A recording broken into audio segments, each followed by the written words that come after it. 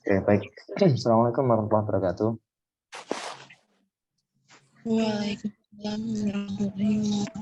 Waalaikumsalam warahmatullahi wabarakatuh. Alhamdulillah, salatu wassalamu ala asyrofil anbiya'i wal mursalin sayyidina Muhammadin wa ala alihi washabihi ajmain. Teman-teman semua, baik kelas A ataupun kelas B.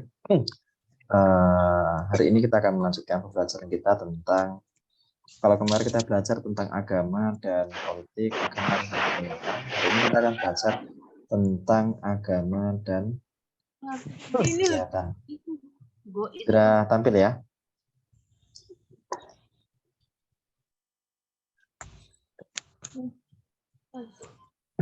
Kalian jangan tidur. Oke, baik. Sudah tampil tak ini? Halo, suara saya terdengar? Terdengar, Pak. Terdengar, Pak. Yang pertama kita akan mendefinisikan terlebih dahulu kesehatan. Apa itu definisi kesehatan? Kesehatan itu kalau kita rujuk katanya, akar katanya itu berasal dari bahasa Arab ya, sihah. Sihah itu memiliki makna tidak sakit atau selamat. Jadi sihah. Nanti kita akan menemukan ada kata sihah, afiah, sehat walafiat gitu ya. Definisi sehat itu artinya kesehatan, tidak sakit atau selamat. Nah kemudian kalau kita merujuk pada definisi yang dibuat oleh Kamus Besar Bahasa Indonesia, sehat itu didefinisikan sebagai keadaan baik seluruh badan serta bagian-bagiannya. Artinya secara medis, kesehatan itu adalah kondisi di mana seluruh organ-organ tubuh itu bisa berperan secara maksimal. Ya, seluruh organ tubuh bisa berperan, bisa menjalankan tugasnya secara maksimal tanpa ada kendala sedikit pun. Itu maka didefinisikan sebagai sehat gitu ya. Tangan bisa berperan secara maksimal gitu ya, kaki juga berperan menjalankan tugasnya secara maksimal, metabolisme tubuh bisa berperan berjalan secara optimal, itu adalah kesehatan. Kemudian didefinisikan juga sebagai bebas dari rasa sakit. Bebas dari rasa sakit artinya tidak ada rasa sakit yang timbul dalam tubuh manusia. Ya. Kemudian kesehatan juga bisa didefinisikan sebagai tidak ini ya, sebagai kondisi yang waras ya. Kalau waras itu biasanya ini ya, apa namanya, didefinisikan dalam konteks mental. Secara mental bebas dari rasa sakit, bebas mental itu ya normal gitu ya. Kemudian ini definisi dari kesehatan. Anda bisa mencatat ini ya. Selanjutnya apa saja sih macam-macam kesehatan itu? Kalau kita melihat dalam KBBI tadi dan beberapa referensi yang lain, kesehatan itu didefinisikan atau diklasifikasikan ke dalam 3 jenis kesehatan. Yang pertama kesehatan jasmani. Jasmani itu adalah fisik ya. Jasmani itu fisik atau tubuh. Nah, maka kalau kita menyebut kesehatan jasmani, berarti tubuh kita itu ya sehat.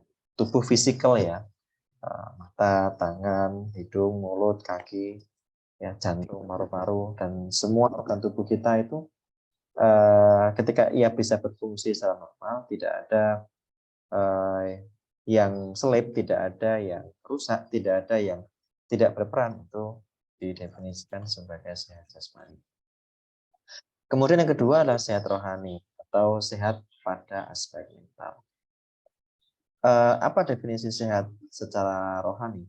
Sehat secara rohani itu artinya secara psikis ya, secara mental kita itu dalam keadaan sehat. Artinya kita bisa bernalar secara maksimal, kita bisa menjalani kehidupan tanpa ada tekanan, kita menjalani kehidupan tanpa ada rasa takut, rasa khawatir berlebihan, ya tanpa ada rasa kecemasan berlebihan gitu ya. Itu berarti kondisi mental kita dalam keadaan sehat. Menjalani kehidupan dengan optimis, ya, kemudian ceria, nggak murung, itu dalam keadaan yang sehat. Akhir-akhir ini, kalau kita lihat status WA gitu ya, itu kan banyak sekali yang apa namanya teman-teman kita yang mungkin status WA-nya itu merasa apa ya tidak sehat secara mental gitu kan. ketika ada problem sedikit kemudian dia merasa kasihan mentalku gitu. Nah, ini kemudian belakangan jadi kayak semacam tren ya. Saya lihat jadi semacam tren bahwa semacam tren gitu ya. Entah itu di status WA atau di TikTok gitu ya, atau di reel Instagram itu kan apa ya? Merasa seolah-olah hidup itu sangat berat gitu kan. Seolah-olah hidup itu sangat berat, seolah-olah bahwa apa namanya kita perlu berterima kasih kepada diri sendiri karena telah sampai pada titik pencapaian tertentu gitu kan. Ya, apa ya? Ini ada problem serius ya kalau teman-teman lihat riset terbaru kemarin dari Simbofun itu kalau salah remaja di Indonesia itu mengalami problem serius terhadap kesehatan mentalnya. Saya tidak tahu kenapa ya. Ini mungkin butuh riset lebih lanjut, teman-teman nanti bisa melakukan studi, misalkan ngambil apa namanya spesialisasi dalam bidang psikolog misalnya atau psikiater. Nah, bahwa memang generasi alfa itu punya problem serius dalam hal mentalnya. Dikit-dikit, kayaknya kita perlu healing, healing gitu. Ya, jadi seolah-olah problem yang kecil kemudian menjadi besar. Ya. Nah, nanti teman-teman bisa sharing ya, apakah ini sebatas kecenderungan yang terjadi pada generasi tertentu termasuk generasi alfa ya, ataukah memang itu terjadi secara ini ya. Tapi saya lihat kalau saya lihat status WA yang polanya seperti itu kebanyakan mereka yang lahir di tahun 2000-an. Lahir tahun 90-an statusnya agak beda gitu kan. Nuansanya itu nuansa berbeda. Apalagi yang lahir tahun 80-an nah ini status beda lagi gitu kan. Tapi kalau enggak status galau biasanya ya status. Jadi kalau statusnya cuma sedikit sehari 2-3 kali biasa sudah. Tapi nek statusnya sehari penuh enggak sampai 10-20 itu pasti reseller itu. Reseller jualan apa gitu ya. Ya enggak apa-apa lah, yang penting sehat. Oke, lanjut. Kita kembali ke materi ya. Nah, kesehatan yang ketiga itu adalah kesehatan sosial masyarakat ya. Jadi kalau yang pertama sehat jasmani itu berarti fisik tubuh kita, rohani berarti jiwa kita, kemudian sehat sosial masyarakat itu artinya secara lingkungan itu sehat. Secara hubungan tetangga dengan keluarga terdekat itu sehat. Dengan anggota keluarga itu hubungannya sehat. Ya, suami dan istrinya sehat hubungannya. Anak dengan orang tua hubungannya sehat, berkomunikasi lancar gitu kan. Menantu dan mertua komunikasinya lancar itu sehat. Temenmu dengan teman sekelas, nah classmate-nya atau classroom-nya atau roommate-nya itu juga hubungan yang sehat. Dan ini dimulai dari pola kehidupan yang sehat juga ya. Pakaian yang kita kenakan yang bersih itu juga Anda bisa bayangkan ya kalau misalkan berangkat ke kampus itu kan pakaiannya awal-awalan gitu kan bau misalnya, itu mesti secara sosial nggak sehat. Mungkin sampai merasa ya nggak apa-apa lah, tapi secara sosial itu akan jadi problem. Apa yang kita makan itu juga dalam keadaan baik dan sehat itu ya. Loh, tapi kan makanan itu hanya berpengaruh pada diri sendiri, enggak juga gitu loh. Karena ada makanan tertentu yang itu berdampak pada lingkungan. Misalkan contohnya begini, mungkin ada yang hobi makan ini lalapan. Kalau lalapan timun itu masih mending. Itu kan lalapan pete, lalapan jengkol ya. Kemudian selesai itu terus ngumpul kuliah dengan teman-temannya itu kan belum sempat sikatan itu kan mesti jadi problem ya. Secara sosial itu enggak sehat itu. Kemudian sehat sanitasi. Sanitasi itu seluruhan pembuangan air. Baik, kemudian selanjutnya adalah pandangan agama tentang kesehatan. Lalu bagaimana agama memandang kesehatan? Begini, semua agama itu pasti memiliki tujuan yang sama ya. Apa? Tujuannya adalah bagaimana agar pemeluk agama, umat manusia itu mendapatkan kebahagiaan di dunia dan di kehidupan mendatang. Ya, baik itu Islam, Kristen, Katolik, Hindu atau Buddha sama. Prinsipnya tujuan agama itu mendapatkan kebahagiaan di dunia dan kehidupan mendatang. Kalau dalam bahasa Agama Islam disebut sebagai maslahat fid dharain, ya, kebaikan di dunia dan akhirat. Semua agama begitu. Nggak ada agama yang kemudian tujuannya pengen biar masuk neraka, itu enggak ada itu kan. Itu bukan agama itu. Setan itu. Nah, kemudian kesehatan itu menjadi sarana untuk mencapai kebahagiaan. Anda bisa bayangkan, kita bisa beribadah dengan maksimal itu dalam kondisi yang sehat itu ya. Kita bisa sholat itu kan, kita bisa wudhu itu ya juga dalam keadaan sehat itu. Anda bayangkan misalkan tangannya lagi sakit itu, terluka, bisa nggak kita wudhu dengan maksimal? Ya, bisa gitu kan. Air terkena air kemudian tambah sakit itu kan mesti nggak bisa wudhu dengan maksimal.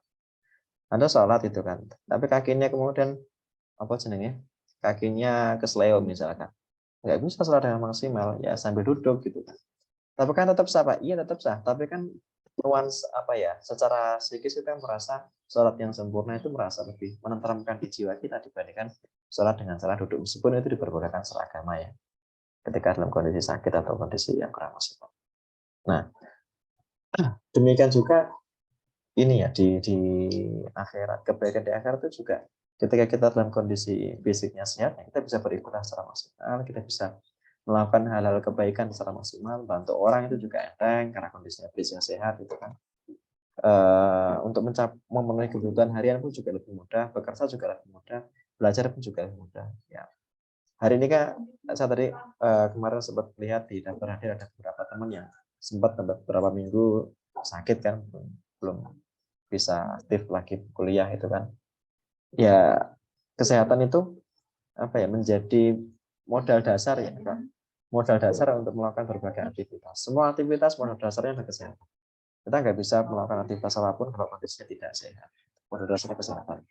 Nah, maka dalam Islam misalnya ya, kita meyakini bahwa kesehatan itu sebagai kenikmatan kedua setelah iman. Nikmat yang paling mulia, paling dahsyat dalam Islam itu ya iman. Yang kedua adalah kesehatan. Nah, kita nggak bisa melakukan banyak hal kalau kondisi fisiknya nggak sehat. Itu. Kita pun nge-zoom ini nggak bisa kalau kondisinya nggak sehat itu. Pingsan harap nge-zoom, boro-boro kok nge-zoom. Apa namanya? Mikirin diri sendiri aja nggak bisa kalau kondisinya tidak sehat. Nah, kemudian ini yang seringkali terlewat. Seringkali kita memahami bahwa seolah-olah kesehatan itu sesuatu yang wajar apa adanya gitu ya. Seolah-olah kesehatan itu apa ya? Karena begini ya, kesehatan itu kan ya bagi kita yang setiap hari sehat itu, kesehatan itu menjadi hal yang wajar gitu ya. Sama seperti udara gitu. Udara itu sesuatu yang seolah-olah nggak ada harganya. Tapi Anda bisa bayangkan kalau misalkan 5 menit aja itu hidungnya ditutup nggak bisa bernafas gitu kan. Jadi ngerasa bahwa kesehatan itu menjadi berharga. Kayak yang disampaikan Roma itu ya. Kalau sudah tiada baru terasa gitu kan. Nah, jadi kalau kesehatan itu kita begini ya. Kita seringkali merasa sesuatu itu berharga ketika ia tidak tiada gitu. Kita bisa merasakan nikmatnya sesuatu ketika ia tidak ada. Ya, kemarin yang teman-teman yang pernah kena COVID ya, kemarin yang kena COVID kemudian nggak bisa mencium aroma itu kan, kita mungkin mencium aroma itu sesuatu yang biasa ya, tapi bagi yang kena COVID kemudian nggak bisa mencium aroma apapun itu ya, itu kan kerasa betapa gak nyamannya gitu ya. Nah, makan itu enak, tapi ketika kena COVID kemarin kita kehilangan kemampuan untuk mencerap rasa ya, sehingga kalau kita makan tuh nggak rasa apa-apa, itu kan jadi berasa betapa nggak nyamannya gitu kan. Gitu. Demikian juga kesehatan itu hanya akan dirasakan hanya jika seseorang itu sakit. Tapi jangan kemudian menunggu sakit untuk bersyukur tentang adanya kesehatan. Oke. Kemudian lalu apa posisi kesehatan? Begini, fitrah dasar manusia itu artinya sehat. Fitrah dasar manusia itu sehat. Artinya manusia itu dari awal tercipta dalam keadaan yang sehat. Secara fitrah, ya manusia itu tercipta dalam keadaan yang sehat. manusia terlahir dalam keadaan sehat. Dari awal tercipta dalam keadaan yang sehat secara fitrahnya. Karena kesehatan adalah fitrah dasar manusia. Tetapi ada Pak yang dilahirkan dalam kondisi yang sakit misalnya. Ya berarti itu berbeda ya. Maksudnya tidak berbeda dengan agak sedikit menyelisih. Terus yang kedua ini. Kesehatan itu adalah hak asasi manusia. Hak asasi itu apa? Hak asasi itu adalah hak yang melekat dalam diri manusia sejak ia lahir. Saya lagi, hak asasi adalah hak ini terus ya, hak yang melekat dalam diri manusia sejak lahir. Ya, hanya karena ia terlahir sebagai manusia, gitu ya.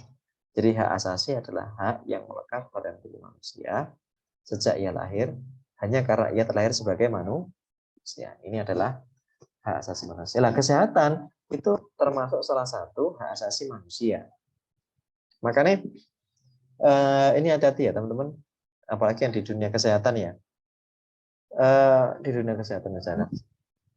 Makanya pekerjaan di dalam bidang kesehatan itu punya potensi bersinggungan dengan isu-isu hak asasi manusia. Ya. Profesi dalam bidang kesehatan, keperawatan itu punya potensi bersinggungan dengan hak asasi manusia. Misalnya apa? Misalnya soal kandungan janin. Ya. Janin yang misalkan itu merupakan berasal dari hubungan yang tidak dikehendaki, kehamilan yang tidak diinginkan. Nah ini bagaimana? Apakah kehamilan yang tidak diinginkan ini boleh nggak digugurkan? Ya, ini kan berarti masuk dalam isu-isu hak asasi manusia kan. Nah kalau kita mengacu pada hak asasi manusia loh, anak oke benar bahwa itu kehamilannya tidak diinginkan, tetapi kan si anak tersebut itu kan tidak diminta untuk dihadirkan, tidak diminta untuk dilahirkan, gitu loh. Artinya anak tersebut itu juga punya hak untuk hidup. Nah, maka aborsi itu bertentangan dengan hak asasi manusia. Kenapa? Karena meskipun ia dalam keadaan janin, dia juga punya hak untuk melangsungkan kehidupannya. Karena hak hidup, hak sehat itu adalah hak asasi yang paling dasar bagi manusia. Nah ini perdebatan ini panjang ya nanti teman-teman. Makanya di Fakultas Hukum itu ada jurusan khusus namanya jurusan hukum kesehatan. Jadi di Fakultas Hukum itu ada jurusan hukum pidana, jurusan hukum bisnis, jurusan hukum tata negara, tapi ada juga jurusan hukum kesehatan yang spesifik mengkaji tentang isu-isu kesehatan dalam bidang isu hukum dalam bidang kesehatan, misalkan soal malpraktik, soal eutanasia, soal aborsi, soal pencakokan organ dan segala macamnya. Itu isu itu menarik. Tapi bukan posisi kita untuk mengkaji itu lebih dalam, nanti ada porsi yang lain akan mengkaji itu. Teman-teman bisa mempelajari pada forum yang berbeda. Oke, kemudian lalu bagaimana Islam memandang kesehatan? Nah, ini saya mengutip satu hadis yang diriwayatkan oleh Imam Bukhari bahwa Nabi bersabda, banyak manusia merugi karena dua nikmat. Yang pertama kesehatan dan waktu luang. Sama ya tadi ya. Dalam hadis yang lain, ightanim khamsan qabla khamsin. Manfaatkanlah 5 perkara sebelum 5 perkara. Ya. Ingat 5 perkara sebelum 5 perkara. Masih ingat ya lagu itu? Ada yang tahu nggak? Nggak tahu. Oh, beda generasi kita kayaknya. Sehat sebelum sakit. Itu ya. Muda sebelum tua, kaya sebelum miskin, sempat sebelum sempit, hidup sebelum mati. Gitu ya. Ada 5 perkara yang perlu diperhatikan sebelum 5 perkara. Sehat sebelum sakit. Ya, kesehatan itu penting ya. Sehat sebelum sakit. Terus apa tadi? Nah, lupa toh kalau nggak dinyanyikan. Kaya sebelum miskin ya, karena kekayaan itu kan kita nggak tahu ya datangnya bisa datang tiba-tiba, bisa juga pergi tiba-tiba. Ya, karena yang kena gempa kemarin di Cianjur itu kan kekayaan bisa menjadi hilang begitu saja, rumah yang mewah kemudian roboh begitu saja, usaha yang banyak kemudian rontok begitu saja. Terus sehat sebelum sakit, ya, muda sebelum tua, gitu ya, sempat sebelum sempit, hidup sebelum mati. Nah ini apa namanya, prinsip dalam ajaran Islam ya, bahwa ada hal yang harus diperjuangkan mumpung, mumpung, termasuk kesehatan dan waktu luang. Kita nggak tahu apa namanya seberapa beraganya kesehatan kecuali ketika kita nggak ngerti seberapa beraganya masa muda sebelum kita masuk usia tua. Kita nggak ngerti seberapa beraganya waktu luang, ya, sebelum sampai pada masa yang sempit. Gitu. Oke, kemudian tadi ya saya sempat menyinggung di depannya, kita sering menyebutkan gimana kabarnya, alhamdulillah sehat walafiat. Nah, sehat walafiat, apa itu definisi sehat walafiat? Kalau sehat tadi jelas ya, sehat itu artinya di mana seluruh organ tubuh kita berperan secara normal, metabolisme tubuh berjalan secara normal dan maksimal sehat. Tapi kita juga sering mendengar ya, sehat walafiat. Terus afiat itu apa definisi afiat? Afiat itu teman saya Pak, ya, bukan. Afiat itu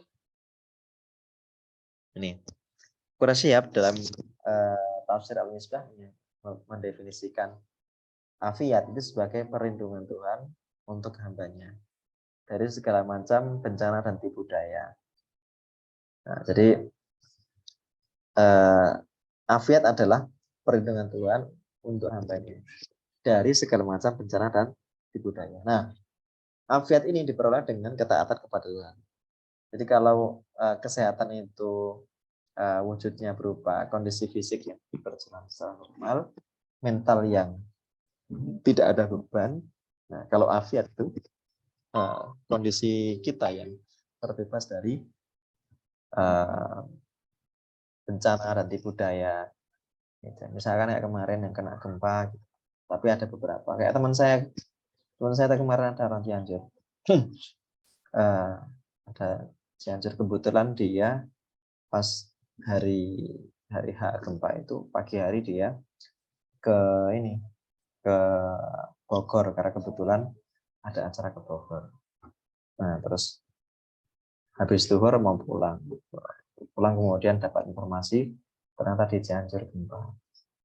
Nah, ketika dia pulang di jalan itu, kondisi jalan itu kan banyak yang rusak ya, banyak pulang jalan. Nah, baru kemudian dia bisa masuk ke Cianjur itu sudah habis asar itu. Sampai malam dia mencari anggota keluarganya itu kan nggak ketemu. Jam 1 dini hari baru ketemu anggota keluarga yang ternyata 3 orang itu meninggal dunia. Ya, di satu sisi perlindungan yang diberikan oleh Tuhan kepada salah seorang teman saya itu juga kita bisa menyebutnya sebagai afiat. Ya meskipun mungkin dia kehilangan keluarganya, tapi alhamdulillah jiwa dia masih terjaga. Itu namanya afiat, sehat walafiat. Sama kayak kasus yang Adam Air waktu itu ya, pesawat itu ya. Jadi ceritanya dia kan pengen berangkat dari Surabaya berangkat ke Makassar. Nah, waktu itu dia buru-buru pengen berangkat. Nah, ternyata ketika dia berangkat terjebak macet dan ketinggalan pesawat. Ya di situ dia marah-marah ya, dia mengutuki nasib karena tertinggal pesawat itu kan. Tapi pada akhirnya dia harus bersyukur gitu. Kenapa? Karena ternyata pesawat yang seharusnya dia tumpangi kemudian mengalami kecelakaan dan jatuh di laut Sulawesi yang di Adam Air dulu itu. Ya, itu namanya apa ya, afiat ya, perlindungan segala macam bencana dan tipu daya. Nah, dalam konteks Islam misalnya ya, kita mengenal bahwa Al-Quran itu sebagai syifa. Syifa itu artinya apa? Syifa itu artinya penyembuh. Kitab suci, ya, semua kitab suci itu punya potensi untuk memberikan penyembuhan bagi pemeluknya. Islam misalnya, kita menyebut Al-Quran sebagai kitab syifa. Di dalam Al-Quran itu ada 7 ayat. Ini teman-teman yang beragama Islam bisa membacakan ini ya. Kalau teman-teman sakit misalkan, itu ambil air, kemudian di air itu dibacakan ayat syifa. Ayat syifa itu apa? Nah, di dalam Al-Quran itu kan ada kata syifa. Syifa itu artinya obat. Kata syifa dalam Al-Quran itu disebutkan 7 kali. Dalam 7 ayat yang berbeda. Nah, masing-masing ayat itu bisa dibaca, mau dibacakan dan ditiupkan ke air. Nah, air itu bisa diminum sebagai wasilah untuk penyembuhan bagi yang sakit. Ayatnya apa? Wa unazzilu minal Qur'ani ma huwa syifaa'un wa rahmatul lil mu'minin wa yashfi sudural qawmil mu'minin wa syifaa'un lima fi sudur qul huwal ladzina amanu wa shifa wa itu martu fa'il fihi syifaa'un nas. Itu 7 ayat yang mengandung kata syifa ya. Teman-teman bisa googling ya ayat syifa gitu ya. Itu bisa seringkali dibacakan untuk memberikan sugesti bagi mental kita untuk lebih tahan ketika mengalami sakit. Nah, kemudian ini tadi ya kita sedikit menyinggung kesehatan mental. Nah, terkait dengan kesehatan mental, ada riset yang menarik yang disampaikan oleh Carl Jung sama Alpha Schneider dan Frank sama James dan Koenig. Riset yang dilakukan oleh beberapa nama ini terutama di Eropa ya, menemukan fakta bahwa kepercayaan, keimanan, dan pengalaman keagamaan itu ternyata memiliki pengaruh terhadap kesehatan fisik maupun kesehatan mental. Ya. Berpengaruh terhadap kesehatan fisik, terhadap kesehatan mental. Secara prinsipil bisa dinyatakan bahwa orang-orang yang beragama itu cenderung lebih sehat dibanding mereka yang tidak beragama. Kenapa? Karena begini ya, secara psikis manusia itu kan terkadang dia mengalami beban mental gitu ya. Terkadang mengalami beban dan manusia cenderung untuk mencari tempat bersandar gitu ya. Bagi orang yang tidak memiliki tingkat keagamaannya rendah, dia akan kesulitan mencari tempat bersandar. Tapi bagi umat yang memiliki keimanan yang kuat, maka dia akan lebih mudah mencari tempat bersandar. Nah, tempat bersandar inilah yang kemudian akan memberikan dukungan bagi dia untuk lebih dekat dalam menjalani kehidupan, gitu ya. Misalkan ketika terjadi bencana, gitu kan, kita mungkin merasa bahwa dunia ini nggak adil. Kita merasa bahwa kita mendapatkan perlakuan yang tidak adil dari alam semesta, gitu, karena bencana atau karena peristiwa-peristiwa tertentu. Tapi ketika kita meyakini bahwa itu semua bagian dari takdir Allah, maka jiwa kita menjadi lebih tenang. Nah, ketenangan psikis, ketenangan mental dalam menghadapi bencana, menghadapi musibah, itu menjadi fondasi yang kokoh bagi fisik, bagi psikis untuk menghadapi problem dan menyelesaikan problem tersebut. Karena begini ya, kesehatan mental itu penting ya. Orang kalau lagi stres, itu fisiknya jadi drop. Ya, orang yang ketika lagi stres itu mesti fisiknya drop. Yuk, tapi ada mesti biasanya makan kan males, gitu kan. Mau makan susah gitu kan. Ora kolumangan istilahnya. Itu kemudian berpengaruh pada kondisi fisiknya yang bisa mengalami drop itu. Untuk maka Carl Jung itu memberikan catatan orang yang beragama hidup lebih sehat dibanding tidak beragama. Jadi semakin taat tingkat keagamaan seorang, maka secara kesehatan dia bisa menjadi lebih sehat, terutama secara mental ya. Oke, baik. Dari sini ada yang mau ditanyakan? Silakan, bisa dinyalakan kameranya.